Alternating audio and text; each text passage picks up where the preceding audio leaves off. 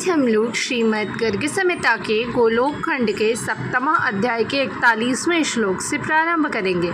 पिछली वीडियोज़ में हमने 40वें श्लोक तक समाप्त कर लिया था, जिसमें हम देख रहे थे कि देवताओं और असुरों के बीच गंभीर घमासान युद्ध छिड़ा हुआ था। कंस पर जैसे ही इंद्रदेव ने आघात किया, वैसे ही इंद्रदेव पर भी कंस ने आघात किया। उसी तरह से यहाँ पे हम देख रहे थे कि किस तरह से युद्ध चल रही है, जिसके पश्चात ततो भौमासुरः प्राप्तः प्रलम्बाद्य सुरैर्नदन् तेन नादेन देवास्ते लिपेतुर्मोक्षतारणे उत्तायाशु तदा शक्रो गजमारोह्य रक्तदृक् नोदयामास कंसाय मत्तमेरावतं गजम। इतने में ही प्रलम्ब आदि असुरों के साथ गर्जना करता हुआ भौमासुर पहुंचा। उसके उस भयानक सिंहनाद से देवता लोग मूर्छित होकर जमीन पर गिर पड़े। उस समय देवराज इंद्र शीघ्र ही उठ गए और लाल आँखों के आंखें किए ऐरावत हाथी पर आरूढ़ हो उसे मदमत्त गजराज को कंस की ओर उसे कुचल डालने का अभिप्राय लेके प्रेरित करने लगे। अब हम देखते हैं कि बाणासुर की गंभीर गंजरा से सारे देवता लोग मूर्छित हो जाते हैं, लेकिन इंद्रदेव तुरंत उठते हैं और लाल आँखों के साथ ऐरावत हाथी, जो स्वर्ग का हाथी है, उस पर बैठकर कोशिश करते हैं कि वो जाके कंस को कुचल डाले। जिसके पश्चात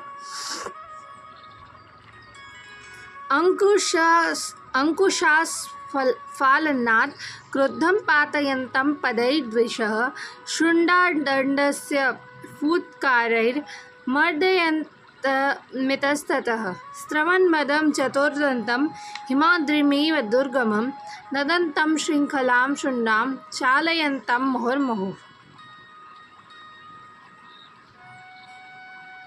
घण्टाढ्यं किङ्किणी जालरत्नकम्बलमण्डितं गोमूर्धचयसिन्दूर कस्तूरीपत्र बृन्मुखम् दृढेन मुष्टिना कंसस्तं तताड महागजं द्वितीय यमुष्टिना शक्रं स जघान रणाङ्गने।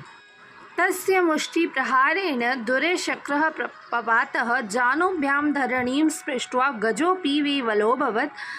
पुनरुत्थाय नागेन्द्रो दन्तैश्चाहत्य दैत्यपं शुण्डादण्डेन चोद्धृत्य चिक्षेप लक्ष्ययोजनं। पतितोऽपि स व्रजा वज्राङ्गः किञ्चिद्व्याकुलमानसः स्फुरदोष्ठो तिरुष्ठाङ्गो युद्धभूमिं समाययौ। कंसो गृहीत्वा नागेन्द्रं सन्निपात्य रणाङ्गणे निष्पीड्य शुण्डां तस्यापि दन्तांश्चूर्णय चकारः। अब अंकुश की मार से कुपित हुआ वह गजराज शत्रुओं को अपने पैरों से मार मार कर युद्ध भूमि में गिराने लगा। वो अपनी सूंड से निकले फूत्करों से उनका मर्दन कर रहा था। झड़ते हुए मज्जल तथा 4 दांतों वाले हिमालय के समान दुर्गम उस गजराज की लौह श्रृंखलाएं झंकार कर रही थी तथा वह बार बार अपनी सूंड को घुमा रहा था। उसके गले में घंटे बंधे हुए थे। वह किंकणी जाल तथा रत्नमय कंबल से मंडित था। गोरोचन, सिंदूर और कस्तूरी से उसके मुखमंडल पर पत्र रचना की गई थी। कंस ने एक निकट आने पर उस महान गजराज के ऊपर सुदृढ़ मुक्के से प्रहार किया। साथ ही उसने समरांगण में देवराज इंद्र पर भी दूसरे मुक्के का प्रहार किया।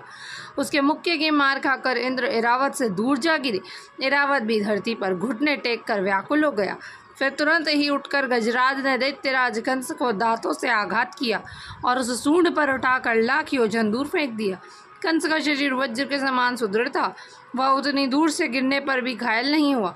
उसके मन में किंचित व्याकुलता हुई, किंतु रोष से ओठ फड़फड़ाते अत्यंत जोश में भरकर वह पुनः युद्ध भूमि में जा पहुंचा। कंस ने नागराज ऐरावत को पकड़कर समरांगण में धराशायी कर दिया और उसकी सूंड मरोड़कर उसके दांतों को चूर चूर कर दिया।